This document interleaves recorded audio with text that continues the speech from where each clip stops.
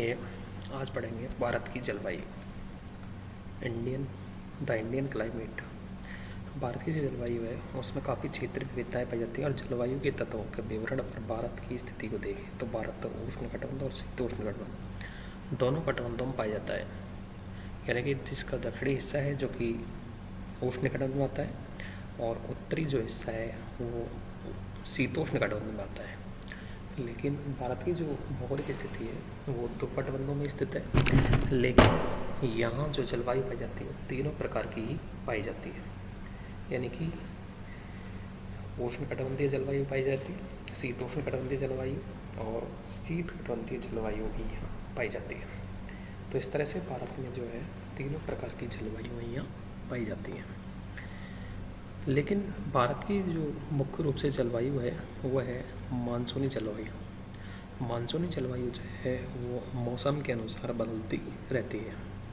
भारत की जलवायु में काफ़ी क्षेत्रीय विविधताएं देखने को मिलती हैं और जलीय तत्वों के वितरण पर भारत की कर्क रेखा की अवस्थिति और यहाँ के स्थल रूपों का स्पष्ट जो प्रभाव है वो दिखाई देता है। हिमालय पर्वत और इसके उत्तर में तिब्बत के पठार की स्थिति, थार का मरुस्थल और भारत की हिंद महासागर के उत्तरी शीर्ष पर अवस्थिति महत्वपूर्ण है। हिमालय श्रेणी और हिंदकुश मिलकर के भारत और पाकिस्तान के क्षेत्र के उत्तर आने वाली ठंडी कटावेटिक पवनों से रक्षा करते हैं और यही कारण है कि इन क्षेत्रों में कर्क रेखा के उत्तरी भाग में स्थित भागों तक उष्णकटिबंधीय जलवायु का विस्तार पाया जाता है। थार का मरुस्थल ग्रीष्म ऋतु में तप्त हो जाता है, लेकिन निम्न वायुदाब का क्षेत्र बन जाता है जो कि दक्षिणी मानसूनी हवाओं को आकृष्ट करता है, जिससे पूरे भारत में वर्षा होती है। भारत की जो जलवायु है, भारत की जलवायु मानसूनी जलवायु है क्योंकि मानसूनी हवाओं का प्रभाव यहाँ पर अधिक पड़ता है, जो कि 6 महीने जल से स्थल की ओर और 6 महीने स्थल से जल की ओर चलती हैं। भारतीय जलवायु में वर्ष के अंतर्गत 4 ऋतुएं होती हैं, जिसमें सर्दी, गर्मी, बरसात और शरत काल होता है। लेकिन तापमान के वितरण के आधार पर भी पर्याप्त विविधता देखने को मिलती है और समुद्र तटीय भागों में तापमान में वर्षभर समानता रहती है। लेकिन उत्तरी मैदान और थार के मरुस्थल में तापमान की वार्षिक रेंज काफ़ी ज़्यादा होती है। वर्षा पश्चिमी घाट के पश्चिमी तट और पूर्वोत्तर की पहाड़ियों में सर्वाधिक होती है। यानी कि जो उत्तरी पूर्वी भारत है, उत्तरी पूर्वी भारत के अंदर वर्षा का जो औसत है वो अधिक पाया जाता है। पूर्वोत्तर में ही मौसिनराम विश्व का सबसे अधिक वर्षा वाला स्थान है, जो कि यहाँ 1300 सेंटीमीटर से अधिक वर्षा होती है। पूर्व से पश्चिम की ओर क्रम से वर्षा की जो मात्रा है निरंतर घटती जाती है। थार के मरुस्थलीय भागों में काफ़ी कम वर्षा दर्ज की जाती है। भारतीय पर्यावरण और यहाँ की मृदा, वनस्पति, मानवीय जीवन पर जलवायु का जो प्रभाव है वो स्पष्ट दिखाई देता है। हाल ही में वैश्विक तापमान और तत्जनित जलवायु परिवर्तनों के जो प्रभाव है वो यहाँ पर दिखाई देते हैं। तो इस तरह से यानी कि जो जलवायु है उस जलवायु पर यानी कि भारतीय जो जलवायु है उस पर विभिन्न प्रकार के तत्वों का प्रभाव दिखाई देता है। भारतीय जलवायु पर मानसून स्थिति और भौगोलिक स्थिति, इसके अलावा उपजावच, तो भिन्न भिन्न जो एरियाज हैं उनका इफेक्ट यहाँ पर दिखाई देता है। India has some great regional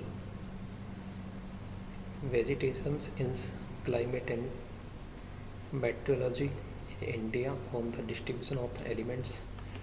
Tropic of consider its obvious effect of Sthulpan on location and even visibly the Himalaya mountains and the state of the Tibetan plateau।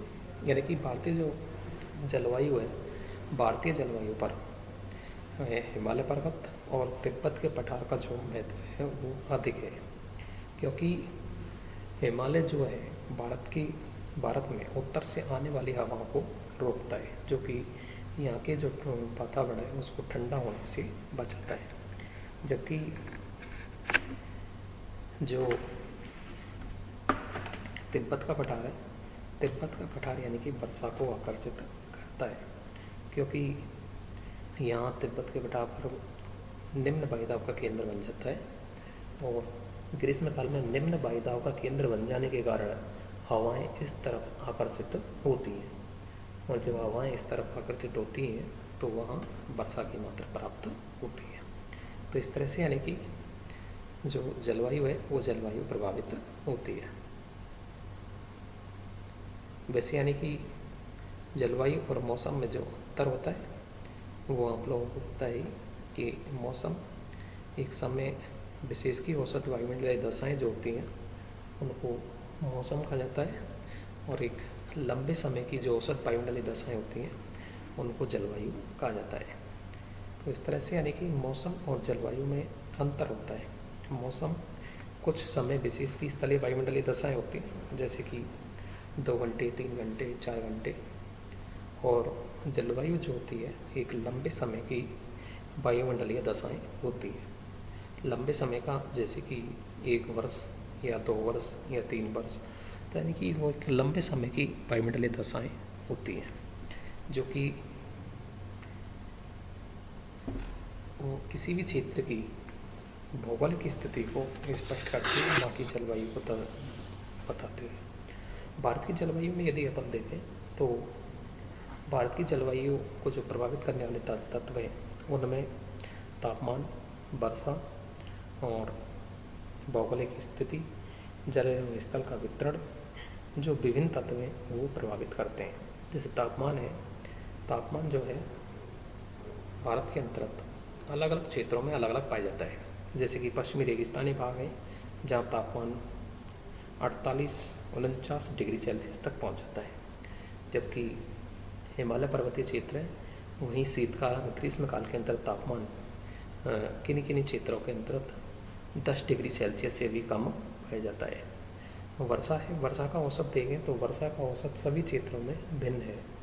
कहीं वर्षा 200 सेंटीमीटर से अधिक हो रही है तो कहीं वर्षा 15 सेंटीमीटर से भी कम हो रही है। और उत्तरी पूर्वी भारत के अंदर देखें जहाँ वर्षा का औसत यानी कि मौसिनराम मेघालय में वर्षा का औसत है जो है वो 1300 सेंटीमीटर से भी अधिक है, जबकि पश्चिमी भारत के अंतर्गत देखें रेगिस्तानी क्षेत्र के अंतर्गत तो वहाँ वर्षा का औसत 15 सेंटीमीटर से भी कम है। दक्षिणी भारत में तो यानी कि जो पश्चिमी घाट है, पश्चिमी घाट के क्षेत्र के अंतर्गत वर्षा का औसत 200 सेंटीमीटर से अधिक है, जबकि संपूर्ण मरुस्थलीय क्षेत्र यानी कि रेगिस्तानी क्षेत्र का देखें तो यहाँ वर्षा का औसत जो है वो मात्र 57 सेंटीमीटर है। अगर भारत का औसत देखें तो 110 सेंटीमीटर है, जबकि राजस्थान का औसत वार्षिक वर्षा का औसत देखें तो मात्र 57 सेंटीमीटर आता है। तो इस तरह से यानी कि भारत के अंतर्गत यदि देखा जाए तो भारत के अंतर्गत वर्षा के वितरण में काफ़ी असमानता देखने को मिलती है। फिर आता है उच्चावच। उच्चावच जो है वो भी भारत की जलवायु को प्रभावित करता है। जैसे कि विभिन्न प्रकार के जो उच्चावच हैं वो भारतीय जलवायु को प्रभावित करते हैं। जैसे रेगिस्तानी क्षेत्र है तो रेगिस्तानी क्षेत्रों में वर्षा की मात्रा कम होती है और वर्षा की मात्रा कम होने के कारण वहाँ रेतीली मिट्टी पाई जाती है, जबकि उत्तरी पूर्वी राज्यों के अंतर्गत वर्षा की मात्रा अधिक होती है, इसलिए उन क्षेत्रों में वनस्पति की जो विविधताएं वो बहुत अधिक देखने को मिलती हैं। पर्वतीय क्षेत्र जो है हिमालय पर्वतीय क्षेत्र है वो भारत की जलवायु को नियंत्रित करता है, क्योंकि पश्चिम से उत्तर पश्चिम से जो आने वाली ठंडी हवाएं हैं उनको रोक करके रक्षा करता है और भारत के तापमान को बहुत कम नहीं होने देता है। समुद्र से दूरी है कि भारत की जो समुद्र से दूरी है बहुत ही कम है और दक्षिणी भारत जो है वो तीनों ओर से समुद्र से घिरा हुआ है, इसलिए दक्षिणी भारत में तापमान का जो अंतर है वो बहुत ही अपेक्षाकृत कम पाया जाता है, जबकि उत्तरी भारत में तापमान अंतर अधिक पाया जाता है, क्योंकि उत्तरी भारत में वर्षा और तापमान सभी का जो वितरण है वो अलग अलग पाया जाता है। तो इस तरह से उत्तरी भारत में तापमान की जो गतिविधियाँ हैं वो अलग अलग पाई जाती हैं, जबकि दक्षिणी भारत में तापांतर बहुत कम पाया जाता है। तो इस तरह से यानी कि भारतीय जो जलवायु है, भारतीय जलवायु को प्रभावित करने में जो समुद्री स्थिति है या समुद्र से जो दूर की जो स्थिति है वो बहुत ही महत्वपूर्ण है। अक्षांश है, अक्षांश भी भारत की जलवायु को महत्वपूर्ण रूप से प्रभावित करते हैं, क्योंकि भारत जो है वो 8 डिग्री 4 मिनट उत्तरी अक्षांश से प्रारंभ होता है और 37 डिग्री 6 मिनट उत्तरी अक्षांश तक फैला हुआ है, जो कि उष्णकटिबंध और शीतोष्ण कटिबंध दोनों ही प्रकार के ताप कटिबंधों में ये स्थित है। और यहाँ भारत की जो जलवायु है वो महत्वपूर्ण पाई जाती है। तो इस तरह से यानी कि अक्षांशीय स्थिति के आधार पर भी भारत की जो जलवायु है वो प्रभावित करती है। इसके अलावा वनस्पति है, वनस्पति भी जलवायु को प्रभावित करती है कि जिन क्षेत्रों में वनस्पति यानी कि सघन वन पाए जाते हैं वहाँ तापमान का जो अवशोषण है वो बहुत अधिक नहीं हो पाता, इसलिए वहाँ तापमान बहुत अधिक नहीं होते हैं। जिन क्षेत्रों में वनस्पति की मात्रा कम पाई जाती है वहाँ तापमान का शोषण अधिक होता है, इसलिए वहाँ जलवायु गर्म पाई जाती है। तो इस तरह से भारत की जो जलवायु है, भारत की जलवायु को बहुत सारे तत्व प्रभावित करते हैं। तो इस तरह से ये अपन जान सकते हैं।